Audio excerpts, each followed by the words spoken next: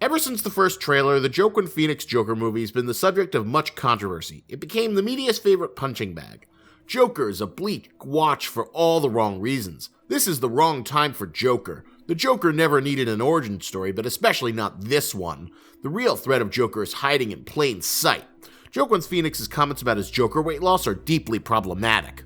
There was a relative cottage mill industry constructed out of the blue checkmark hot takes on the movie, but despite the criticism, despite the fear that the film would radicalize basement-dwelling 4chaners to incite violence in theaters, a fear that was taken so seriously that the US military conducted warnings and briefings about the potential threat of violence at Joker screenings to prepare for its release, despite all that, Joker managed to storm theaters, making over $1 billion on a $55 million budget, making the most profitable comic book movie of all time and the highest-grossing R-rated movie ever, gaining 2 wins at the Golden Globes and 2 wins at the Oscars, including the coveted Best Actors award.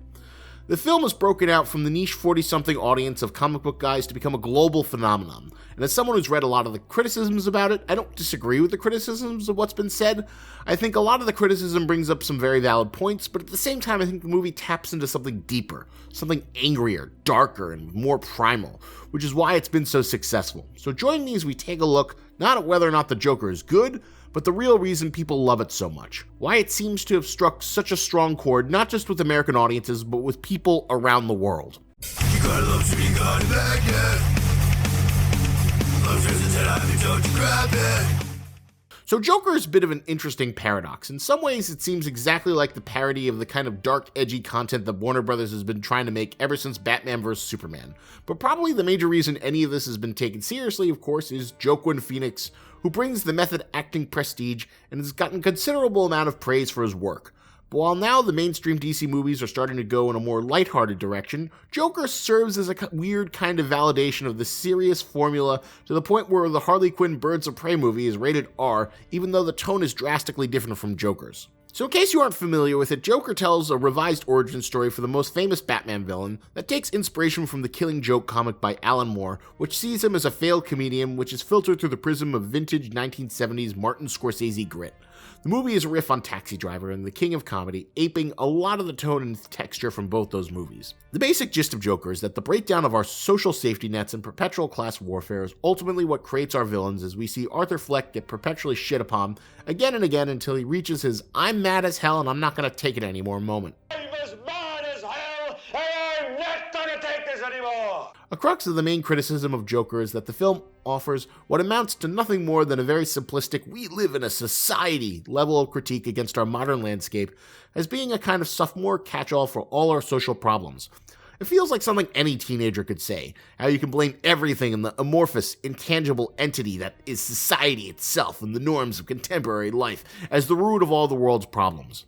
This is obviously a pretty basic surface-level critique. It's angsty and the kind of thing you'd see an edgy kid in high school whine about, and it's half the reason why the Joker has been dismissed as not being a worthy piece of art in terms of talking about economic class warfare, with most of the mainstream press desperately trying to dismiss it, saying that because the disenfranchisement is focused on a straight white guy main character, it makes most of its message less valid than if someone from a more disadvantaged minority was in the role, especially when we've had films like Taxi Driver and Falling Down that feature middle to lower class white men who become deranged as they grow sick and tired of what they perceive as the worthless dregs of the world and society itself ganging up on them until they lash out violently.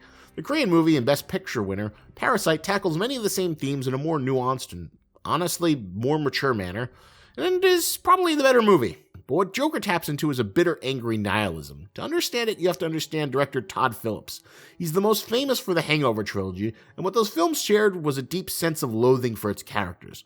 They were mean films, and part of the reason they were so successful, and what sets them apart from other more forgettable studio comedies, was how misanthropic they were, and generally mean-spirited. And it's no wonder that the same sense of loathing comes across so well in Joker. It's a mean, bitter dirge of a movie filled with anger and bile, and it's through that prism that makes Arthur Fleck painfully relatable. There are two things that have made the world fall in love with the Joker. The first is the Clown World meme that evolved from the depths of 4chan earlier this year. The Clown World is an evolution of the Pepe the Frog meme, where he's adorned with a clown wig. Of course, that transformed from just Pepe wearing a wig to be about anything with a red nose and rainbow wig could fit the Clown World motif. The idea of Clown World is that the world we're living in is so ridiculous that there's no way to comprehend the deluge of absurdity that we're faced with on a consistent basis, and when faced with such absurdity, all you can do is laugh. Everything is a great cosmic joke. And oh hey, it's my old friend Heath Ledger Joker. How's it going? All right, let me take it from here, my little red lobster friend. Let a true master of the absurd explain how Clown World works. Could you see, boys and girls, people always ask me why so serious? But that's the thing. How can you take anything seriously at all, right? I mean, just look at all the shit going on. Leonardo DiCaprio keeps making movies about how we gotta stop climate change, but can't seem to stop himself from flying around in his private jet, spewing all those lovely greenhouse gases around. All of those little edgelords on the internet love supporting Donald Trump. Because he owns the libtards, despite the fact that he's threatened to take away their violent video games and vape pens. And these are the exact same people went and lost their minds in the 90s when Jack Thompson threatened to do the same thing. But it's fine when the orange man does it. You see, you need to spend $100,000 on a worthless piece of paper, just so nobody can even bother to look at it. So they keep saying that you need more experience for an entry-level job. I'm just so sorry your diploma isn't good enough to be our receptionist. I guess you should have learned to code better. Which is what they keep telling these blue-collar miners and auto workers. Just learn to code and everything will be okay. Except guess what? When those Appalachian miners put their life savings on the line to learn the code, they found out that the program was a scam and there weren't any coding jobs. Just fraud. But here's the funny part. When all those journalists start losing their crusty tech jobs where they'd sit around writing listicles all day at the BuzzFeeds and the Huffington Posts, and then people tell them to learn to code, then everyone starts losing their minds and getting banned on Twitter. It's just so goddamn funny. You could practically die from laughing at it all. Atheist edgelords now love the Republican Party they used to despise because they were the party of the Bible-thumping evangelicals. Liberals are tearing at each other's throats in a never-ending game of who can we cancel today because of one bad tweet. Men of color are joining white supremacist groups because they hate the identity politics that's supposed to protect them. People are marrying their waifu pillows. Slapping is a real sport. Every day just gets stranger and weirder, and while the world burns all the cute koalas out of their trees, all you can do is just sit back and laugh at it all.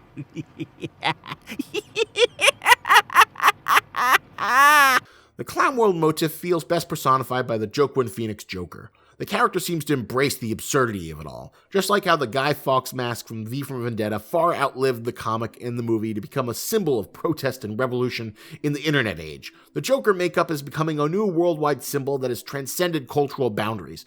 It's funny how far left-leaning media thought the film wouldn't be able to translate beyond an audience of alienated white guys, but the overall message of anger, protest, and absurdity can be seen in protests in Beirut, Lebanon, Paris, and Hong Kong. It is Clown World writ large, a symbol of anger born from the two-dimensional world of film made manifest in the flesh and blood of men and women who can identify with the seething malice of the film. The only way to break this system is to tear it down, all while laughing maniacally. I previously talked about the disgraced film critic Devin Faraci, who was fired and blacklisted from his film journalist job in a previous video. He's still writing as an excellent take about the Joker compared to many of his contemporaries. I'll include a link to the full article in the description below, but his take is the most interesting one that I've read. This is the shape of the exact political moment in which we find ourselves. We have not lost faith in the system. We have come to understand that it is absolutely and entirely rigged against us. What's more, we're starting to realize that it isn't just the system under which we toil that is rigged against us, it's all systems everywhere. The protests that have convulsed in cities around the world are not always easily broken into left-right concepts, but rather they are often deeply populist in a way that transcends political theology.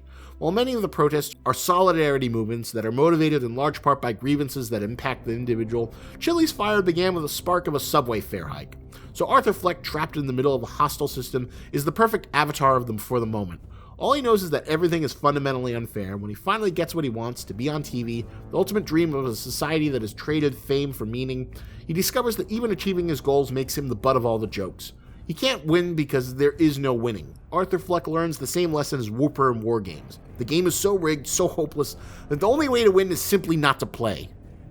It's the idea that lashing out in anger at the seemingly unending series of injustices and grievances everyone encounters in daily life that has made Joker such a powerful movie that's had such a reach despite it not being very fun and kind of miserable to watch. But I think the other thing that has led it to become such a phenomenon is how Arthur Fleck Joker serves as a sort of anti-hero. To give you an idea of what I'm talking about, let me tell you a little story. So I posted myself on LinkedIn's mentorship program to see if anyone would reach out to me to give me some advice on how I could potentially better myself in my pursuit of a more stable, high-paying career.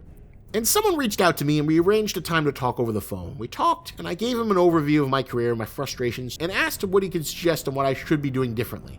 And he asked me if I do any reading, and I say yes, and list some books I've been reading. And he tells me that it's not the kind of reading he's talking about. The reading I should be doing is more along the lines of self-help books, things that could help me embrace a more positive mindset, and then he asks if I've ever read The Secret. I keep smiling and pretending to be pleasant, going through the motions. But all the while, in my head, I snap a little bit. That's your great piece of advice, to read The Secret? That's gonna solve all my problems and frustrations in life? The entire book that's based around asking for something, believing in it really hard, and then getting it from thin air? The same philosophy that has been criticized for creating political complacency, something that is backed by no credible scientific studies whatsoever. That's gonna change everything for me? Screw you with your self-help bullshit. Thank you for taking my 10 years of experience and completely dismissing it and attributing my lack of success to me not wanting it hard enough. Thank you so much for that. I'm sure if all those Hong Kong protesters would just go out in the street and think really hard about being left alone by China, it would totally work out great for them. It's no wonder they're out in the streets of Hong Kong with Joker makeup. If that's the kind of worthless advice that just makes you want to run out in the streets and burn everything down. That's how the Joker has become the movie of the moment, because it taps deeply into our collective anger and dissatisfaction. It taps into a deep, dark fantasy. We all blame our troubles on those around us, someone or something holding us back. Whether it's our families, our coworkers, or even our idols, it always feels like there's an external source that's keeping us from achieving what we really want. And that's what makes Arthur Fleck such a powerful anti-hero, because he gets to take out his own form of bloody vengeance on each and every one of them and live out in the vicious fantasy many people share but can never openly admit they have in public. He smothers his mother, kills his coworker, and even the big man on TV who represents everything he aspired towards. He winds up gunning him down on live television after he realizes he was using him as an object of ridicule and scorn. And as he becomes a symbol of retribution, inspiring riots on the streets, and the wellspring of his anger goes so far that it even kills the douchebag billionaire Thomas Wayne, who callously disregarded Arthur's pain and misery. How many people driving Amazon delivery trucks or working in an inhuman Amazon warehouses wishes that their actions could rise up to the point where it directly hurt Jeff Bezos? And while the ultimate message of the film seems to be nothing more than a simplistic we live in a society, the reason why it sticks, the reason why people love it, and the reason it's become a protest symbol is because this version of the Joker isn't about anarchy or chaos. He's a symbol of class vengeance, an avatar who finds solace in lashing out at all the things he tried to placate for so long until he got fed up and just stopped caring. Whether or not the film is good goes beyond the point. The ultimate appeal and success is how well the Joker manages to tap into the incredible amount of resentment and bitter anger that has been building up in this socio-political climate. And that's why people love the Joker. And as much as people try and dismiss it and discard it, that's why the film's managed to endure and find such a huge audience, and that it's grown into something bigger than itself. Like how nobody remembers the V for Vendetta movie, but they will never forget the Guy Fawkes mask. And as good as Parasite might be, I don't think anyone is going to be dressing up like the Kim family to attend protests. And that's how this film has become the symbol of roiling anger and will probably outlast its contemporaries and its critics. Thank you for watching this video. Hope you enjoyed it. Let me know what you thought in the comments below, and if I describe the reason why Joker has become such a huge phenomenon and beloved across the world and a sign of protest and revolution. Also, a special thank you to Tim Opar for providing the voice of Heath Ledger Joker. Thank you so much, Tim. And if you'd like, he has his own YouTube channel called Tim and the Bald Sexy. I highly recommend you go and give him a sub if you enjoyed his voiceover work. Tim always does the best stuff, so thank you so much, Tim. And if you want to thank Tim, go over to his channel sub and watch his only video, leave him a comment, tell him you want him to make more stuff on YouTube, and give him a nice thank you for all of his hard work. And unfortunately, this video seems like it has been demonetized. I'm not surprised given the political content and how most people outside of major news media can't really talk about politics without getting demonetized. So, a special thank you to my patrons, Aaron Toney, Joseph Malty, Walking the Steps, and Carla Hoffman, the wonderful people in my Patreon, the wonderful people of the Lobster Pot, who allow me to take on controversial subject matters and not butcher my videos. So if you enjoyed this video, please join the Lobster Pot, become a patron. Would love to have you aboard and love to give you first early access looks at my content. And of course, it gives me the good old support so I can make videos that are potentially risky like this one.